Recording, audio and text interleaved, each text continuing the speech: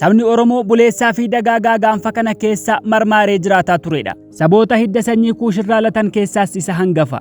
Dhalli namaa jalqaba gaanfa Afrikaa kanatti uumame. Dhiibbaa adda addaan asirraa fagaatee deeme handaara lafaa dhuunfate. Kanneen godaansa sanarraa hafan asuma Afrikaa keessa marmaaranii jireenya itti fufsiisan. Oromoon qaccee dhala namaa gaanfa kanatti hafe keessaa tokko. Hangafa sanyii dhala namaa handhuurri isaa gaanfa kanatti awwaalame dilbii eenyummaa ganamaa baataa kanas ga'e Oromoodha. Harcooyin dilbii eenyummaa ganamaa kun akkaataa itti Oromoon addunyaa hubatu, uumaa isaa kadhatu, sirna siyaasaa fi dinagdee isaa masakatu, himtee hooda achii as dhufteesaa hariiroo waaqaa fi lafaa urjii faana dhahee bara himuu kanneen kana fakkaatan keessatti mul'ata. Kanaaf Oromoon gaanfa kanarraa mirga abbummaa addaa qaba. Dhugaan akka ciigattooti isaa maqaa isaa balleessuuf yookaan jija isaa busheessuuf akka waan inni laga gamaa dhufeetti hololuu yaalan miti. Amma soba adii sangaan dhaleessuun saaxilamnaan kijibdooti hundi qaanii ofii haguuggachuu eegalee jira. Haalli qubsumaa fi sochii Oromoo kaaba Afrikaa Misirrirraa eegalee hanga handhuura lafaatti fuulla'a. Amma garuu yabboon isaa garba Hindiirraa ka'ee Keeniyaa fi dugda Itoophiyaa dhuunfatee hanga Sudaanitti diriirfatee jiraata. Kallattii biraan ammoo daangaa Jibuutiirraa ka'ee handhuura Tigraay har'aatti ol qaari'a. Bitaa fi mirga kaabaa fi kibbaan qubsuma isaa irra jireessaan obboloota isaa saboota hidda Kuush irraa latantu marsee jira. Kanaaf afaan, aadaa, dhugeeffannoo fi barsiifati akkasumas malli jireenyaa Oromoo kan saboota qaccee Kuush waliin akkaan walitti dhihaata. Biyyi Oromoo Oromiyaadha. Oromiyaan biyya ofiin bultuu handhuura saba Oromoo turte. Daafii kolonaawuu Oromoo garuu Oromiyaan Itoophiyaa fi Keeniyaatti qoodamte. Koloniin dura bal'inni Oromiyaa iskuweer kiiloomeetira miliyoona tokkotti tilmaamama. Bal'inni kun daangaa Keeniyaa, Somaaliyaa fi finnoota Itoophiyaa keessatti citanii hafan dabalata. Imaammata koloneessaa jalatti Oromoon guddoo miidhame. Akka sabaatti daangaa keessa jiraatu qabatee koloneessamuufillee hiree hin arganne. Oromoon Keeniyaa Biriteen, Oromoon as gamanaa Abisiiniyaa jalatti cabee kolonaawe. Kun ta'uun gaaga'ama tokkummaa sabummaa fide. Har'a waa'een Oromoo yoo dubbatamu kan isicha Itoophiyaa keessatti kurkursamuu malee inni Keeniyaa keessa jiraatu sagaleen isaa hagas mara hin dhaga'amu. Garuu Oromoon Itoophiyaas ta'e Keeniyaa saba tokkodha. Yaadannoo seenaa fi eelaa addaa waliin qaba. Abdiin egeree isaatis walitti hidhata. Oromoo Ormaa qarqara garba Hindii jiraatuu fi Oromoo maccaa handaara Sudaan jiraatu hidda sabummaatu walitti hidha. Dhugaan kun jaarsoo Baabbilee keessa horii tiksatuu fi raayyaa Tigraay keessa lafa qotatuufis ni hojjeta. Gabaabumatti hireen Oromoo gaanfa Afrikaa walitti hidhata. Bal'inni Oromiyaa amma akka addi bilisummaa Oromoo beekuu fi hayyooti hedduunis irratti walii galanitti iskuweer kiiloomeetira 600 ta'a. Kun Walloo, Raayyaa fi Matakkal dabalata. Taatullee qabatamaan bal'ina Oromiyaa jedhamee federaala Itoophiyaa keessatti kan beekamu iskuweer kiiloomeetira 354 qofa. Xiqqaachuun kun bu'aa maxxantummaa Oppiidiyoo jedhamee fudhatamuun ni danda'ama. Farrummaan Oppiidiyoo daangaa Oromiyaa dabarsee kennuu qofa osoo hin taane daanguma ofii beekuu keessatti illee ulfina Oromoo eegsisuu hanqachuu isaati. Fakkeenyaaf Finfinneen, Dirree Dhawaan, Hararii fi Awwadaay qaamaan malee bulchiinsaan Oromiyaan ala. Kana jechuun magaalaa gurguddoo biyyattiin qabdu sadan irratti Oromoon mirga abbummaa hin qabu jechuudha. Oromoon daafii Oppiidiyoo magaalaa ofii keessatti alagoome mirga abbummaa sarbame. Koloniin dura Oromoon bilisa birmaduu fi ofiin bulaa ture. Akkuma kuushota hedduus aadaa walqixxeessii ulfina ilmoo namaaf quuqama olaanaa kennuu gabbifate bara dheeraa itti jiraate. Jija aadaa walqixxeessii Oromoo keessaa tokko sirna Gadaati. Sirna Gadaa jalatti siyaasa, dinagdee, hawaasummaa fi waaqeffannaan atoomaan yayyabama. Qaroomina muraasa kalaqa addaa fi walxaxaa ta'ee saba addaatiin kalaqame keessaa sirni Gadaa tokko.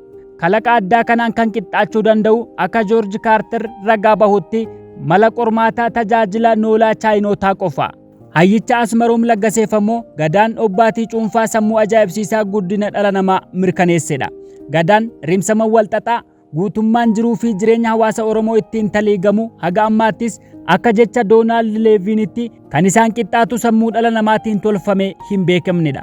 Oromoon saba addaa dhala namaatiif waan hin danda'amne fakkaatu cuunfaa sammuu qareeyyii ofiin argate nagoomaa fi qananii ofiif oolfate achumaanis addunyaa falaasama bulchiinsaa ititaa fi furga'aa ta'ee hongoofteef raajii oolmaa guddaa raawwatedha. Gadaan mirkanii qaroominaa fi guddina Oromooti. Dhahati dimokiraasii jara lixaa yeroo hunda dimokiraasii Giriik irraa ka'a. Hojiin Giriikotaa bu'uura yaada jara lixaa kan ta'eef argaa dhageettii fi hooda amantii keessatti barreeffamee waan dhiyaateef malee gadaa Oromoo caalaa dhala namaaf sirna aanjawaa ta'ee miti. Kanaaf har'allee yaadi dimokiraasii lixaa fi fedhii dhala namaa wal dhabaa, wal didaa, wal rigaa fi wal faallessaa lola dhaabbataa dabaree fakkaatu keessatti argama. Ka'umsi kana dimokiraasiin Giriik ga'ee namni tokko umurii isaa faana bahachuu danda'u adda baasee kaa'uu dadhabuu isaati. Gama kanaan gadaan Oromoo dureessa yaada gabbataa, rimsama hundee jabaa fi shaakala bara dheeraan maalummaa ofii mirkaneessedha. Erga mirgaa fi dirqamni nama tokko dhaloota hanga du'aatti adda ba'ee beekamee itti hin jiraatamne dimokiraasiin maali? Gadaan gaaffii ulfaataa akkanaa deebisa. Sirna gadaa jalatti waa halleen Oromoo ulfinaa fi sansakkaa qaba. Akka itti oomishan, akka itti jila ba'an, akka itti duulan, akka itti wal bulchan, akka qaalluu muudan, akka itti nagooma ofii fi kan ollaa tiksan, akka itti boojuu jiraachisan hundi tartiiba qaba. Namni tokko dhalootumaan yaa'a atoomaa kana keessatti of arga. Cirattee eeboo abaarsaatti of erge yoo ta'e malee namni yaa'a atoomaa kana keessaa cabsatee ba'u hin jiraatu. Oromoon gadaan bula gaafa jedhamu waa halleen jiruu fi jireenya isaa kaayyoon naamusaa sirna kanaan masakamaa jechuudha. Shaakala buleessa kanatu jireenya Oromoo kolonii dura mijeesse. Oromoon gaaddisa sirna gadaa jalatti tokkoomee lolee injifatame oomishee deegee waaqa kadhatee dhabee hin beeku. Jireenya mijuu fi qananii qabaataa ture. Koloniin gaggaarii Oromoon qabu hunda balleesse. Harqoota isaa jalatti mijuu Oromoo hir'ise. Qananii isaas hongeesse. Jalqaba irratti biyya handhuura isaa waggoota kuma hedduuf keessa jiraate keessatti wal hore irratti lole wareegama isaarraa yaadannoo addaa qabu kan abdii egereessaa irra kaawwatee jiraatu dhabe. Biyya ofii dhabuun ammoo waan hunda nama dhabsiisa. Ulfinaa fi surraan namarraa cala'a. Koloniin Oromoo tokko lamatti hire. Timjiin gargar isa baase cinaacha gar tokko koloneessaa adii jala, kan hafe ammoo koloneessaa gurraachaa jala bulche. Kun balaa tokkummaa Oromoo irratti aggaamame keessaa isa jalqabaati. Hammeenyi lammataa akkaataatti kolonaawuun Oromoo koyinamedha. Cinaachi adii jala bule kolonaawuutti yeroo fudhatamu inni gurraacha jalaa garuu dhugaan isaa ni waakkatame. Kun haga ammaatti hariiroo siyaasaa saboota gaanfa kanaa irra deebi'anii sakatta'uun koyinuu feccoo mirkanii dhugaan furmaata waaraa kennuu irratti danqaa guddaa uume. Erga ofiin bulummaa fi birmadummaan isaa cabee Oromoon kolonii boodatti hafaa gita kamittuu ramaduun hin danda'amne jalatti harqoota hacuuccaa saggootti baatee jiraachuun mirkana. Hariiroon oomisha isaa hundeerraa geeddarame. Mirga uumamaa lubbuun jiraachuu dabalatee waan inni hin dhabiin hin jiru. Afaan beekuun waaqa isaa kadhachuu fi shaakala barsiifata dhugeeffannoo isaallee ni dhorkame. Gochaa fokkoon akkanaa Hindoota, Misroota, Naajeeriyaanota, Koongota yookaan Araboota dhayichi ulee kolonii irra buufate hin qunnamne. Akkasuu ta'ee koloniin golee addunyaa maraa fafeessamee abaaramee dhumarratti diigame ofiin bulummaa sabootaaf bakka gadhiise guuboon miciree isaatii Oromoo irratti hafe. Ofiin bulummaa Afrikaanoti, Eeshiyaanoti, Arabooti akkasumas sabooti biroon gonfatan Oromoos ni ilaallata ture. Dhimmi ulfaataan kun garuu sadoo adda addaa aangawoota gurguddoo hirmaachiseen ukkaanfamee bira darbame. Aangawooti gurguddoon impaayera Itoophiyaa dhandhoonuu jiraachisuu fi gaafa rakkoos hirphanii dandamachiisuu keessatti qooda olaanaa taphatan ammallee maqaa tokkummaa birmadummaa ishee eeguu jedhuun daba hacuucamtoota irratti raawwatan hin dhiisne. Hariiroo seenaa, afaan, aadaa fi amantiitiin Eertiroota caalaa ulaagaa Itoophiyummaa kan guutu hin turre.